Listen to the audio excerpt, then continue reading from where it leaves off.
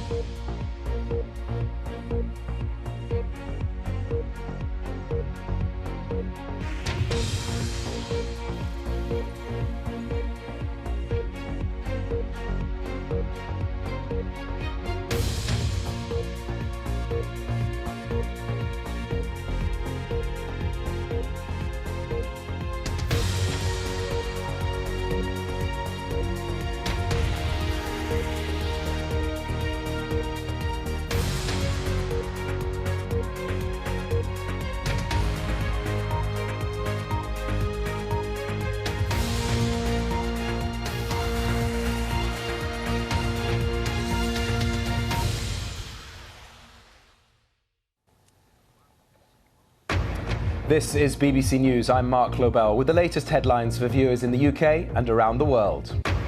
The BBC's Director General Tim Davie says he won't resign but apologises for widespread disruption to the corporation's sports output after presenters and pundits walk out in support of the Match of the Day host, Gary Lineker. Success for me is Gary gets back on air and together we are giving to the audiences that world-class sports coverage which, as I say, I'm sorry we haven't been able to deliver today. The British Chancellor meets the Governor of the Bank of England to discuss the collapse of Silicon Valley Bank, which mostly financed tech startups. Tackling Tourette's, a leading British charity hails a life-changing device that controls the syndrome's symptoms.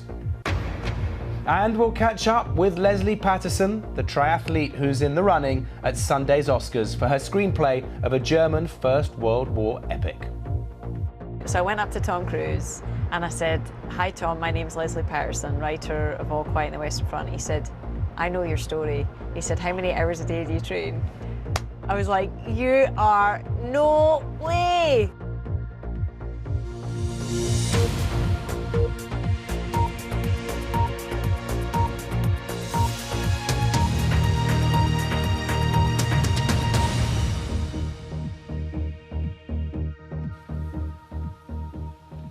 The Director General of the BBC, Tim Davie, has apologised for the widespread disruption to BBC Sports output on Saturday, but says he won't resign.